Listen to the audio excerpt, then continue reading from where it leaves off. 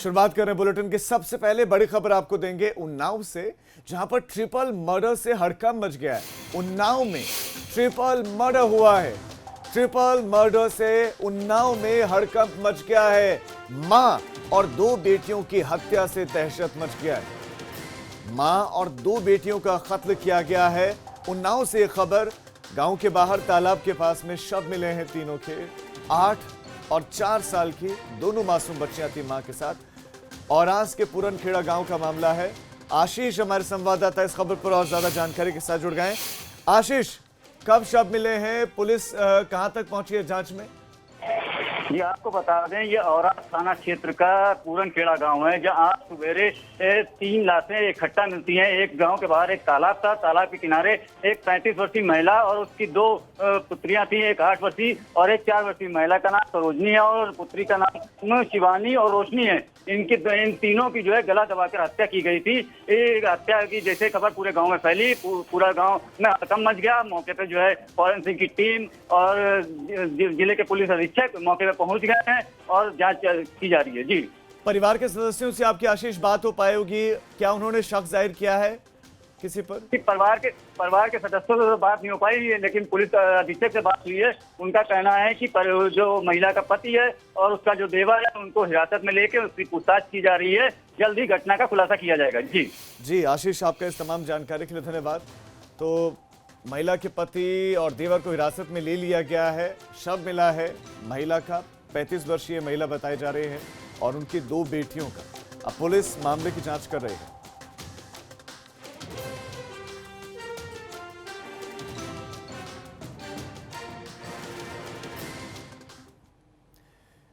UP सरकार और महाराष्ट्र सरकार के बीच जारी खींचतान में अब एक और सियासतदान की एंट्री हो चुकी है, और वो है अक्सर विवादों में सुर्खियों में रहने वाले महाराष्ट्र नवनिर्माण सेना के अध्यक्ष राज ठाकरे। इस बार भी उनका एक बयान विवादों की वजह बना है। राज ठाकरे ने कहा है कि मुख्यमंत्री योगी आदित्यनाथ इस बात का ध्यान रख लें कि प्रवासियों को अब महाराष्ट्र आने से पहले इजाजत लेनी चाहिए। उन्होंने कहा कि महाराष्ट्र सरकार को पुलिस स्टेशन में प्रवासी मजदूरों का रिकॉर्ड बनाना चाहिए, जिसमें उनकी तस्वीर भी हो, और ऐसा करने के लिए राज ठाकरे ने उद्धव सरकार से अपील भी की। असल में पूरा मामला अन्य राज्यों से यूपी लौटे प्रवासियों को लेकर है। यूपी सरकार ने वापस लौटे सभी प्रवासियों को रोजगार देने की एक कार्य योजना बनाई है, जिसके बाद मुख्यमंत्री योगी आदित्यनाथ ने कहा था कि अब यूपी से मजदूरों को वापस नहीं जाना होगा और उन्हें बुलाने के लिए अन्य राज्यों को इजाजत लेनी पड़ेगी। जिसके बाद महाराष्ट्र में सत्ताधारी शिवसेना ने यूपी सरकार के फैसले पर सवाल भी उठाया था और इसे तानाशाही बताया था, जिस पर यूपी सरकार ने पलटवार करते हुए कहा कि महाराष्ट्र में काम कर रहे यूपी के मजदूरों के साथ छलावा हो रहा है। तो ये बयान आप पढ़ लीजिए, मुख्यमंत्री का इस पर क्या स्टैंड है, उनका इस पर क्या राय है कि बिना मंजूरी के मजदूर नहीं काम करेंगे, कोई काम नहीं करवा सकता। तो राज ठाकरे कह रहे हैं कि जो महाराष्ट्र में आएगा वो इजाजत के बाद ही काम कर पाएगा। इधर गाजियाबाद में गाजियाबाद निवासियों के लिए मुश्किलें शुरू हो गई हैं। एक बड़ी खबर आपको गाजियाबाद से दे रहे हैं। गाजियाबाद निवासियों के लिए मुश्किलें शुरू। आज से गाजियाबाद दिल्ली का बॉर्डर सील किया गया है और जरूरी कामों वालों को, जिनके पास विशेष पास होगा, बस उन्हीं को एंट्री है। जो विशेष सेवाओं से जुड़े हुए हैं उन्हीं को एंट्री है, और 24 मजिस्ट्रेट की तैनाती बॉर्डर पर रहने वाली है। ये गाजियाबाद से खबर आपको दे रहे हैं। एक बार फिर से बॉर्डर सील कर दिया गया है। दिल्ली गाजियाबाद का बॉर्डर सील किया गया है। कल जब ये निर्णय लिया गया था, उसके बाद आप इन तस्वीरों को देखिए। ये तस्वीरें सीधी तस्वीरें, ये लाइव तस्वीरें आप इस वक्त देख रहे हैं। ये दिल्ली गाजियाबाद बॉर्डर की तस्वीरें हैं और कोई मूवमेंट नहीं है, कोई हलचल नहीं है। जो गाड़ी जहां पर पहुंच गई है, खड़ी है, वो गाड़ी वहां से आगे हिल नहीं रही। यहां तक कि आपको एम्बुलेंस बीच में दिखाई देगी, एम्बुलेंस तक बीच में फंसी हुई है और वो हिल नहीं पा रही है, क्योंकि आगे गाड़ियां जो है कतारबद्ध पंक्तिबद्ध खड़ी हैं और सभी लेन में गाड़ियां भरी पड़ी हैं, न राइट न लेफ्ट। बिल्कुल जहां पर गाड़ी खड़ी है वहीं पर खड़ी है। आगे चूंकि बैरिकेटिंग है और किसी को एंट्री नहीं मिल रही है। जिनके पास पास है वही आ पा रहा है, जिनके पास पास नहीं है, जो जरूरी सेवाओं से नहीं जुड़े हैं, उनको एंट्री नहीं मिल रही है। तो ये दिल्ली गाजियाबाद का बॉर्डर एक बार फिर से सील कर दिया गया है। हालांकि अब बहुत सारे सवाल उठेंगे। वो सवाल ये हैं कि अब रियायतों के दौर में पहले तो सीधा विपिन तोमर हमारे संवाददाता का रुख कर लेते हैं। विपिन, इस वक्त जो हाल वहां पर है, जो आप तस्वीरों में देख रहे हैं, वो दर्शकों को आप बताएं कि क्या स्थिति है इस वक्त दिल्ली गाजियाबाद बॉर्डर पर। जी बिल्कुल, मैं अपने दर्शकों को रूबरू करवाना चाहता हूं तस्वीरों से। आप ये देखिए, ये जो हिस्सा फिलहाल आप देख रहे हैं ये दिल्ली में लगता है और आप देख सकते हैं अगर यहाँ से वाहनों की कतार लगनी शुरू हुई है और ये कतार पूरा घूमते हुए जो गाजियाबाद की ये सीमा है और ये देखिए आप जहाँ तक आपकी नज़र जाएगी वहाँ तक आपको वाहन ही वाहन दिखाई देंगे। ये कारण सिर्फ इस वजह से है कि लगातार यहाँ चेक किया जा रहा है, जिसके पास वैलिड पास है सिर्फ उसी को जाने दिया जा रहा है, उसके अलावा किसी की एंट्री नहीं हो रही है, जिसके चलते एक वाहनों की लंबी कतार यहाँ लग गई है। ये ऑफिस टाइम है राजीव, और इस वजह से लोगों को इस समय जाने की जल्दी है, लेकिन हर एक व्यक्ति का पास चेक किया जा रहा है जिला प्रशासन के आदेश के बाद, उसके बाद ही उसको जाने दिया जा रहा है, जिसके चलते यहाँ एक लंबी वाहनों की कतार लग गई है और ये ना खत्म होने वाला एक तरीके से अगर हम कहें तो जाम लग चुका है। इसके पीछे कारण जानना ये जरूरी है। जिला प्रशासन ने ये दलील दी है कि गाजियाबाद में लगातार जो कोरोना के मरीज बढ़ रहे हैं उसका कारण कहीं ना कहीं दिल्ली है, जिसके चलते ये दोबारा कल आदेश दिए गए थे और आज इसको सील कर दिया गया है। इससे पहले 21 अप्रैल को जिलाधिकारी गाजियाबाद ने आदेश दिए थे और 22 अप्रैल को इसे सील कर दिया गया था। लेकिन अब सवाल ये है कि ये जब प्रशासन कह रहा है कि जो आवश्यक सेवाओं से जुड़े हुए हैं वही आ सकते हैं, तो ऐसे में जब रियायतों का दौर चल रहा है तो आवश्यक सेवाओं का दायरा भी बढ़ना चाहिए। कंपनीज खुली हुए हैं, आने जाने पर किसी तरह की कोई पाबंदी नहीं है, तो ऐसे में सील किया गया, तो आवश्यक सेवाएं क्या हैं जिला प्रशासन के लिए? जी बिल्कुल, देखिए doctor, paramedical staff, police, media कर्मी, इनको सिर्फ आई कार्ड दिखा के छूट है जाने के लिए, ये बॉर्डर क्रॉस कर सकते हैं। इसके अलावा जो केंद्र सरकार में उप सचिव या उससे उच्च लेवल के अधिकारी हैं वो अपना आई कार्ड दिखा के जा सकते हैं, लेकिन वहीं जो 3rd और 4th ग्रेड के कर्मचारी हैं उनके लिए उनके संबंधित जो विभाग है उसके सक्षम अधिकारी का पास होना जरूरी है। इसके अलावा और कोई व्यक्ति अगर दिल्ली जाना चाहता है या दिल्ली से आना चाहता है तो उसके पास दिल्ली प्रशासन या गाजियाबाद प्रशासन का वैलिड पास होना चाहिए, तभी उनकी एंट्री होगी। इसके साथ साथ एक नियम जो जिला प्रशासन की गाइडलाइन जारी की है उसमें है कि जिनको जाना है वो 9 बजे से पहले चले जाए, क्योंकि दफ्तर जो है 9 बजे से पहले खुलते हैं और वापसी आने के लिए भी उनके लिए नियम बनाया गया है कि दफ्तर 6 बजे बंद होते हैं, इसलिए उनकी एंट्री 6 बजे के बाद होगी। वाकई जी विपिन, आपका फिलहाल इस तमाम जानकारी के लिए धन्यवाद। जो तस्वीरें आपने दिखाई हैं और तस्वीरें दर्शकों ने देख भी ली है कि कितना विशाल, कितना भीषण जाम दिल्ली गाजियाबाद बॉर्डर पर लग गया। और एक और जानकारी आपको दे दें कि दिल्ली गाजियाबाद बॉर्डर पर लोगों ने निकलने की कोशिश भी की, वहाँ पर जो नाले के किनारे रास्ते बने हुए और दूसरे रास्तों से जो रोड से हटकर थे वहाँ तक पर तैनाती कर दी गई है, वहाँ से भी कोई गुजर नहीं पा रहा है, इसलिए परेशानियाँ लोगों की ज़्यादा बढ़ गई हैं।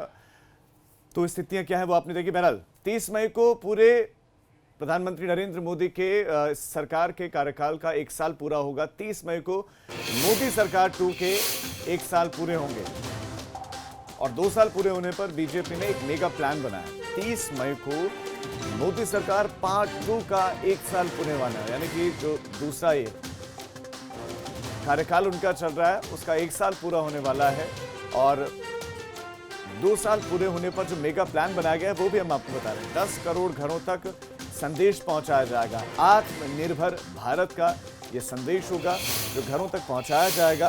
पार्टी पदाधिकारी लोगों को मास्क, फेस कवर बांटेंगे। स्वदेशी वस्तुओं के इस्तेमाल का कार्यकर्ता संकल्प लेंगे। देश भर में 150 मीडिया सेंटर्स में 1 हफ्ते तक प्रेस कॉन्फ्रेंस होगी। ये निर्णय लिया गया है। बीजेपी अध्यक्ष जेपी नड्डा फेसबुक लाइव के जरिए संबोधित करेंगे, तो बूथ स्तर पर व्हाट्सएप ग्रुप बनाकर 27, 28 और 29 मई को विशेष अभियान चलाया जाएगा। तो लॉकडाउन है, सभा का आयोजन नहीं किया जा सकता है, गैदरिंग नहीं की जा सकती है लोगों की, तो ऐसे में सोशल मीडिया का इस्तेमाल किया जाएगा।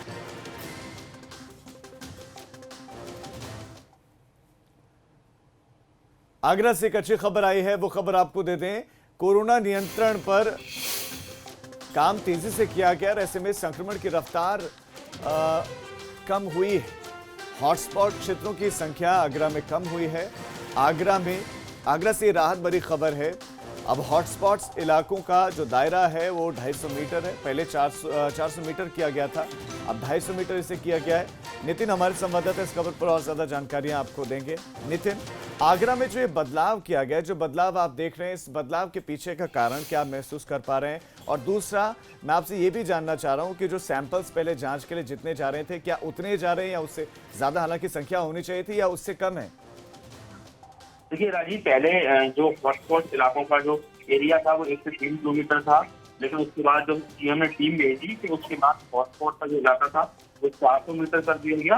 और अब नई गाइडलाइन के मुताबिक हॉटस्पॉट का जो इलाका है वो 250 मीटर कर दिया गया। तो हॉटस्पॉट क्षेत्र का दायरा लगातार कम हो रहा है और 400 मीटर से पहले 1 से 3 किलोमीटर के क्षेत्र के बाद अब 250 मीटर है। और नई व्यवस्था में सैंपल भी उन्हीं लोगों के लिए जा रहे हैं जिनके लक्षण नजर आ रहे हैं, यानी एसिम्प्टोमेटिक कोरोना वालों के की सैंपलिंग नहीं कराई जा रही है। अगर कोई भी व्यक्ति कोरोना होता है तो उसके डायरेक्ट जो कॉन्टेक्ट में जो लोग आ रहे हैं उनकी ही सैंपलिंग कराई जा रही है। रैंडम सैंपलिंग किसी की नहीं हो रही है और शक के आधार पर किसी की सैंपलिंग नहीं हो रही है। हॉटस्पॉट क्षेत्र को लेकर लगातार समीक्षा हो रही है और ऐसे में 150 से लेकर 250 मीटर के दायरे में ही बैरिकेडिंग होगी, बाकी इलाका खुला रहेगा और आने जाने वालों के लिए एक ही रास्ता होगा। तो कुल मिलाकर कहा जाए आगरा में स्थिति अब काफी ज्यादा कंट्रोल है। 864 केसेज में 754 केसेज अभी तक ठीक होकर देखे जा चुके हैं। ऐसे में 36 लोगों की मौत हुई है और जो टोटल एक्टिव केस हैं वो 100 से कम हो गए। 87% करीब रिकवरी रेट है। तो ऐसे में अब प्रशासन भी तमाम रियायतें दे रहा है, तमाम भी सख्ती बरती जा रही थी उसमें छूट दी जा रही है, नरमी बरत रहा है प्रशासन। तो उसी के तहत एक जो हॉटस्पॉट का दायरा है उसको भी प्रशासन ने कम किया। जी नितिन, आपका इस तमाम जानकारी के लिए धन्यवाद।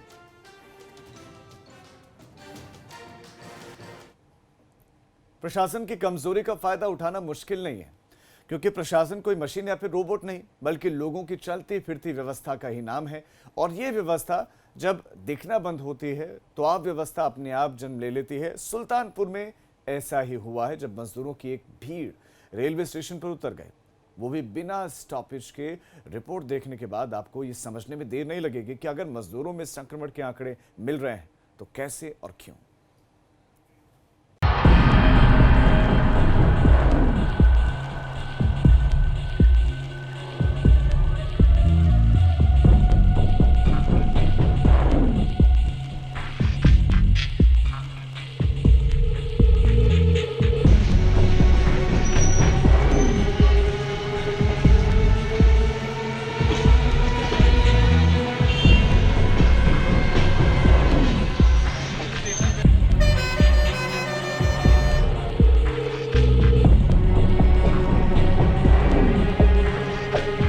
उत्तर प्रदेश में बढ़ते कोरोना के मामलों में ये तय हो चुका है। अब जो संक्रमण के मामले सामने आ रहे हैं वो मजदूरों से जुड़े हैं, लेकिन ये आ कैसे रहे हैं इसे भी देखना दिलचस्प है। और इसी का सबूत है ये तस्वीर।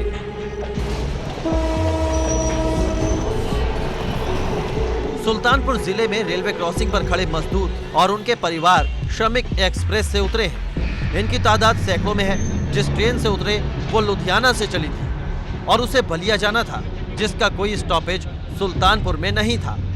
तो फिर हुआ क्या?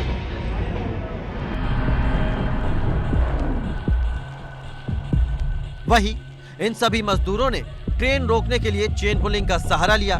चेन पुलिंग होते ही सैकड़ों मजदूर स्टेशन से पहले उतर गए और पैदल ही अपने घरों को चल दिए।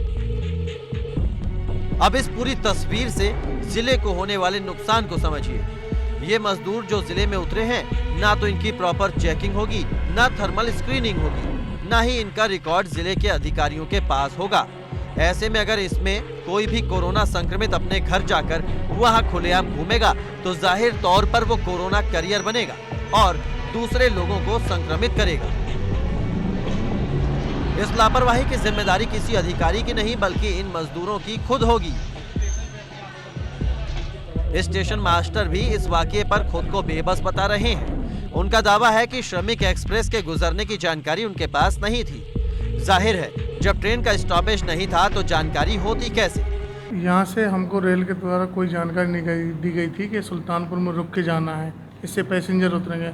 बाकी कासन हमारे यहाँ से दिया जाता है, उसके लिए 2 मिनट हमने गाड़ी रोकी और रुकने के बाद में वो गाड़ी अपनी चलने के बाद में ACP हुई। उसके बाद पता चला कि कई आदमी इसमें से उतरे हुए। हालांकि जैसे ही पुलिस और प्रशासन को इस पूरे मामले की जानकारी हुई तो हड़कंप मच गया। अपनी फजीहत होने से रोकने के लिए पुलिस के अधिकारियों ने इनके क्वारंटीन होने का दावा शुरू कर दिया, लेकिन तस्वीरें बताती हैं कि पुलिस और प्रशासन यहां भीड़ से कोसों दूर है। जिले के एएसपी का कहना है कि सभी को क्वारंटीन किया जा रहा है और सबके खिलाफ कार्रवाई भी की जाएगी, क्योंकि इन्होंने कई नियमों को तोड़ा है। हालांकि जो लोग आउटर सिग्नल से ही घरों को निकल गए, उन्हें ढूंढ पाना पुलिस के लिए चुनौती है। ऐसे में प्रशासन के दावे कितने सही हैं, ये समझना मुश्किल नहीं है। एक श्रमिक स्पेशल ट्रेन जो लुधियाना से चलकर बलिया तक जा रही थी, जिसमें कुछ यात्री सुल्तानपुर के सवार थे। चूँकि ऑफिशियल स्टॉपेज सुल्तानपुर न होने की वजह से कुछ श्रमिकों ने, कुछ लोगों ने, पैसेंजर ने चेन पुलिंग करके यहाँ पे उतरने का प्रयास किया। उसी के तहत हम लोगों को सूचना मिली और सूचना पे तत्परता दिखाते हुए वहाँ पे पहुँचकर जो लोग उतरे थे उनको इस मेडिकल स्क्रीनिंग कराकर क्वारंटाइन सेंटर भेजा गया है। जो भी विधिक कार्रवाई आरपीएफ, जीआरपी और प्रशासन के स्तर पर है वो प्रचलित है। से इस विधिक व्यवस्था के तहत कार्रवाई की जा रही है। दावे करने वालों में रोडवेज भी पीछे नहीं है, जो इन मजदूरों को घर तक पहुंचाने की बात कर रहा है। नहीं, बसें हमारी तो राउंड द क्लॉक यहाँ पे हमेशा खड़ी रहती हैं, और जब भी कोई ट्रेन, कुछ ट्रेन ऐसी आ रही जो बिना सूचना के आ रही है, जो हमारी लिस्ट में नई गाड़ी आ रही है, लेकिन उसको चेन पुलिंग करके आगे जैसे भी रोक दे रहे हैं। जो भी सवारी उतर जा रही हैं, मेरी ये जिम्मेदारी यहाँ जो भी सवारी उतरे उसको मैं उनके गंतव्य तक पहुँचाऊँ, या क्वारंटीन सेंटर, जिले की है क्वारंटीन सेंटर और दूसरे जिले के उनके जिले पे। जो भी हो, लेकिन मजदूरों की ये तस्वीरें फिक्र बढ़ाने वाली हैं, क्योंकि मजदूरों का आना पहले से ही चिंता का सबब बना हुआ है। लेकिन इस तरह आना तो बेहद खतरनाक हो गया है। ऐसे में इसे रोकने के मुकम्मल इंतजाम एहतियातन ही सही प्रशासन को उठाने पड़ेंगे। मीरा श्रीवास्तव, सुल्तानपुर, एबीपी गंगा। शामली में कोविड-19 हॉस्पिटल कर्मियों की घोर लापरवाही सामने आई। यहाँ पर कोविड अस्पताल के बाहर स्वास्थ्य कर्मियों ने कोरोना पॉजिटिव मरीजों का जूठा खाना और यूज की गई पीपीई किट को फेंक दिया। बाद में आवारा कुत्ते इसे खाते नजर आए, जिससे इलाके में कोरोना संक्रमण बढ़ने का खतरा पैदा हो गया। लापरवाही का ये वाकया झिंझाना थाना इलाके के कोविड-19 हॉस्पिटल का है और इस मामले में जिलाधिकारी का कहना है कि जिले के कोविड-19 हॉस्पिटल से वेस्टेज चीज़ों को डिस्पोज करने के लिए अलग से एक स्टाफ रखा गया है। वीडियो के बारे में सीएमओ को जांच के लिए आदेश भी दे दिया गया है।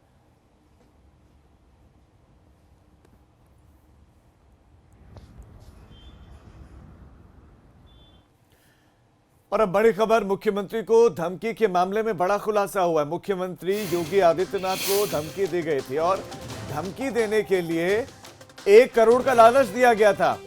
यह खबर बहुत बड़ी और महाराष्ट्र के युवक ने मुख्यमंत्री को धमकी दी थी, उसका एक और साथी फिर बाद में आया था। इस बीच में खुलासा जो है, और खुलासा बहुत बड़ा है, धमकी देने के लिए उसको 1 करोड़ का लालच दिया गया था और धमकी देने वाले आरोपी ने लालच की बात कबूल कर ली है। किसी अनजान ने कॉल किया था, कॉल करके उसको लालच दिया था कि मैं तुम्हें पैसा दूंगा, तुम धमकी दो मुख्यमंत्री योगी आदित्यनाथ को। आपको यह बताते हैं कि ये वही शख्स है, पहले इसने कहा था कि इसने मुख्यमंत्री योगी आदित्यनाथ से चिढ़कर सोशल मीडिया में वीडियोस देखकर उसने ये धमकी दी। और अब रिमांड के दरमियान जब पूछताछ इससे की गई तो पूछताछ के दरमियान ये क्या खुलासा करता है? ये खुलासा करता है कि इसको लालच दिया गया। कौन था लालच देने वाला? महाराष्ट्र का ये शख्स रहने वाला, इसको लालच देने वाला कौन है? यूपी एसटीएफ मामले की जांच कर रही है कि ये लालच देने वाला आखिर शख्स है कौन। मुख्यमंत्री योगी आदित्यनाथ, उनको धमकी दी गई थी और जान से मारने की धमकी मिली। पुलिस ने इसको हल्के में नहीं लिया, इस धमकी को, इसको बहुत गंभीरता से लिया। और अब आप इस गंभीरता को समझ सकते हैं कि किसी एक व्यक्ति के द्वारा नहीं किया गया, यानी कि दिमाग किसी और का इसके पीछे है। अब ये कौन है, इस कड़ी को तलाशना चुनौती जरूर होगा, लेकिन एसटीएफ तलाश कर रही है उस व्यक्ति की।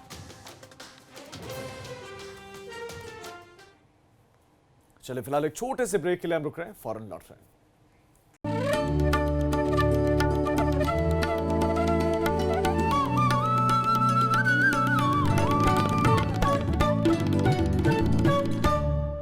ब्रेक के बाद आप सभी का स्वागत है। लॉकडाउन के दौरान भी अयोध्या में राम मंदिर निर्माण के लिए दान की रकम का आना जारी है।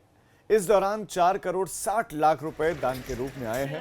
इन पैसों को अलग अलग दानदाताओं ने राम मंदिर निर्माण के लिए खोले गए श्री राम जन्मभूमि तीर्थ क्षेत्र ट्रस्ट के खाते में जमा करवाया। राम मंदिर के मुख्य पुजारी आचार्य सत्येंद्र दास का कहना है कि पैसे की कमी के चलते राम मंदिर निर्माण में कोई बाधा न उत्पन्न हो, इसीलिए भक्त लगातार दान दे रहे हैं।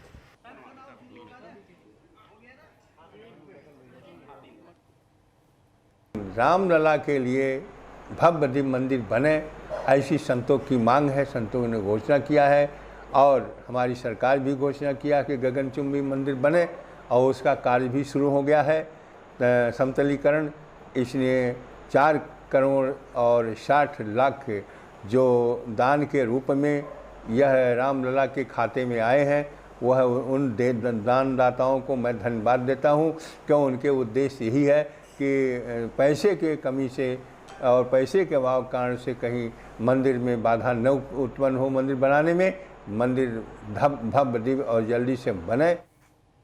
सिर्फ अयोध्या ही नहीं, मथुरा में भी लॉकडाउन के बीच भले ही भक्तों को मंदिर में प्रवेश की इजाजत नहीं है, लेकिन चंदा आना लगातार जारी है। कृष्ण नगरी वृंदावन में दिल्ली के एक व्यापारी ने भगवान ठाकुर बांके बिहारी मंदिर में 2 करोड़ 30 लाख रुपए दान किए हैं। असल में कार के पार्ट्स बनाने वाले कारोबारी मदर्स एंड सुमी लिमिटेड के मालिक चांद सहगल ने अपने आराध्य को कारोबार में पार्टनर बना रखा है, लिहाजा वो हर साल वित्तीय वर्ष खत्म होने के बाद मंदिर में कुछ ना कुछ जरूर भेंट करते हैं और इस बार उन्होंने 2 करोड़ 30 लाख रुपए दान किए हैं। बताया जाता है कि ठाकुर बांके बिहारी की ये सेवा उद्योगपति पिछले 15 सालों से लगातार करते आ रहे हैं।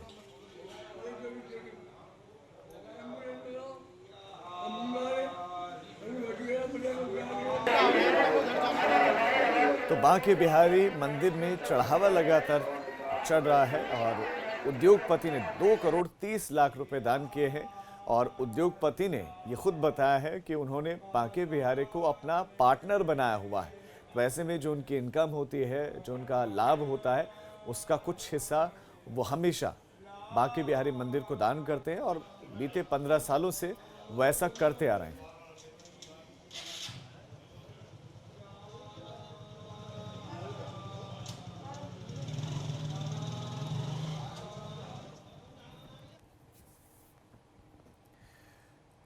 तो गंगा प्राइम में फिलहाल इतना ही, लेकिन एक छोटे से ब्रेक के बाद देखिए उत्तराखंड प्राइम मेरे सहयोगी कौशल सेठ के साथ।